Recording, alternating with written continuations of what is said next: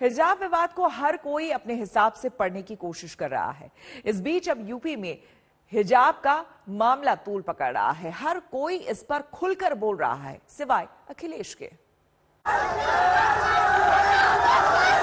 अगर वो मुस्कान नहीं होती, अगर लक्ष्मी होती, तब भी मैं तारीफ करता हूँ उसकी। किसी का अधिकार नहीं है कि वो एक महिला को कहे कि तुम ये पहनो। उत्तर प्रदेश के चुनाव में हिजाब पर हर पार्टी का अपना अपना हिसाब किताब है।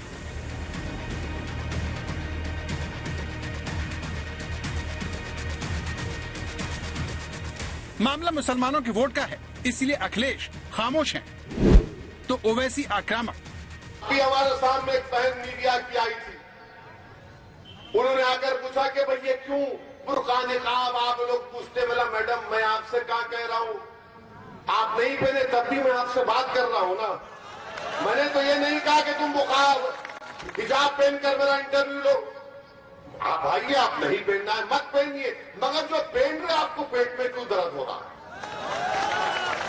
आपके पेट में क्यों दर्द हो रहा है, ये बीजेपी के पेट में क्यों दर्द हो रहा है, आपको दर्द हो रहा है आपको। ओवैसी खुलकर हिजाब विरोधियों को ललकार रहे हैं, तो इस विवाद ने अखिलेश के मुंह पर ताला डाल दिया है। कर्नाटक में हिजाब को लेकर जो कंट्रोवर्सी है, जैसे ही अखिलेश से सवाल पूछा जाता है, मुसलमानों के वोटों के सहारे बीजेपी को हराने का मंसूबा देखने वाले अखिलेश के चेहरे के रंग उड़ जाते हैं, चेहरा गंभीर हो जाता है और सवाल पूछने वाले के सामने मुंह ऐसे हिलाते हैं कि क्या पूछ रहे हो। कर्नाटक में हिजाब को लेकर जो कंट्रोवर्सी, लेकिन सवाल दोबारा पूछा जाता है तो अखिलेश कहते हैं कि आवाज नहीं आ रही। आवाज नहीं आ रही। लेकिन ये बात जिस अंदाज में कही जाती है, उससे हिजाब विवाद को लेकर अखिलेश की मुश्किल जाहिर हो जाती है। आवाज नहीं आ रही। दरअसल हिजाब अखिलेश के उस वोट बैंक से जुड़ा है जो समाजवादी पार्टी की रीढ़ है। अखिलेश की मुश्किल यह है कि ये विवाद उनके लिए एक तरफ कुआं तो दूसरी तरफ खाई की तरह है। वो अगर हिजाब का समर्थन करते हैं तो हिंदू नाराज हो सकते हैं, और अगर हिजाब का विरोध करते हैं तो मुस्लिम वोट बैंक खोना पड़ सकता है। इसीलिए हिजाब पर अखिलेश के बयान से पहले वीडियो में एक बड़ा सा कट आता है और फिर अखिलेश बहुत सही बात में हिजाब पर बोलते हैं। उसमें नहीं, अभी केवल हम उत्तर प्रदेश को देख रहे हैं। उत्तर प्रदेश का चुनाव महत्वपूर्ण है। ये चुनाव भाईचारा बनाम भारतीय जनता पार्टी है। अखिलेश की इसी मुश्किल का फायदा ओवैसी उठाने की कोशिश कर रहे हैं, जो खुलकर हिजाब के बहाने पीएम को घेरकर यूपी के मुसलमानों को खुश करने में लगे हैं।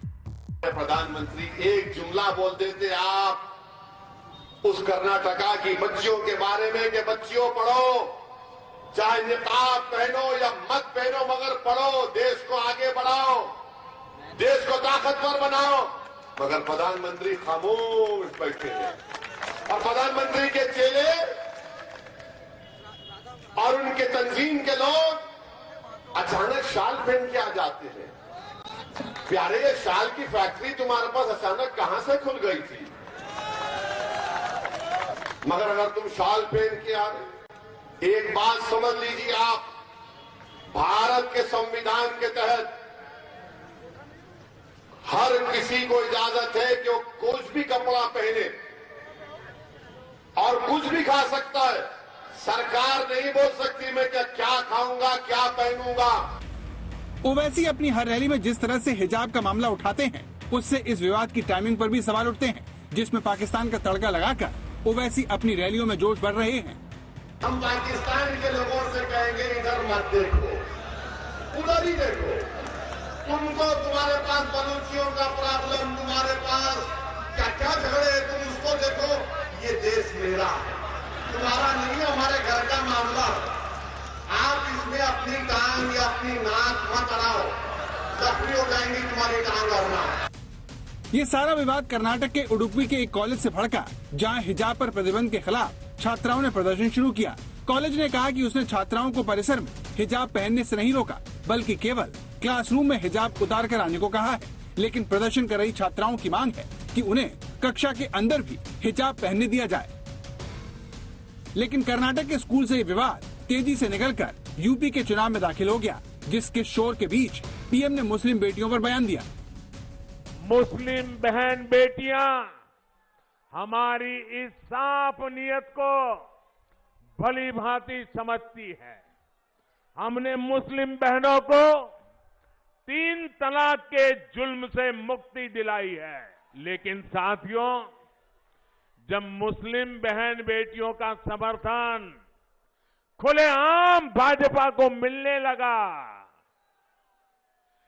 जब मुस्लिम बेटियां एक 2 मिनट के अपने वीडियो डालने लगी, भाजपा की सरकार की तारीफ करने लगी, सदियों के बाद इतना बड़ा सम्मान मिला, इसके लिए गौरव गान करने लगी, तो जो कुछ वोटों के ठेकेदार होते हैं उनकी नींद हराम हो गई।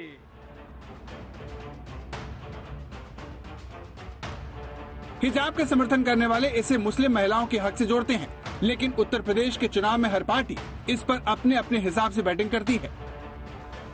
देखिए, एक महिला का अधिकार है, वो बिकिनी पहनना चाहे, वो हिजाब पहनना चाहे, वो घूंघट लगाना चाहे, वह साड़ी पहनना चाहे, वह जीन्स पहनना चाहे, इसमें कोई राजनीति की बात नहीं है और ना होनी चाहिए। आप देखिए, आप गोलमोल करके कुछ भी कह सकते हैं, किसी का अधिकार नहीं है कि वो एक महिला को कहे कि तुम ये पहनो। आपको मैं कह रही हूँ वो स्कार्फ उतारो अपना।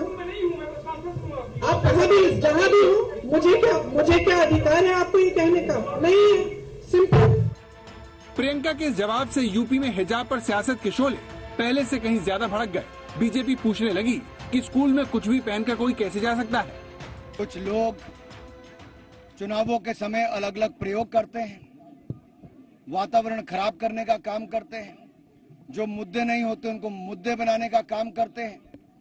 आखिरकार देश भर के स्कूलों में, कॉलेजेस में यूनिफॉर्म होती है, तो जहां पर जो रूल है वो रहना चाहिए। हर बार चुनाव से पहले वो कोई ना कोई नया एजेंडा लेकर आते हैं और चुनाव के बाद टाई फिक्स हो जाता है। ये मतलब ना तो जीन्स पहनने देना चाहते हैं, ना हिजाब सर देना चाहते क्या है?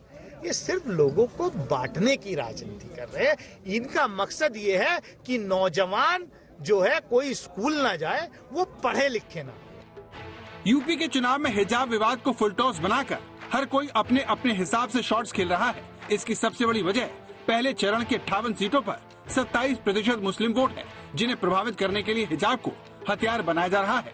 मुजफ्फरनगर से चित्रा त्रिपाठी के साथ कुमार अभिषेक, कैराना, आज तक।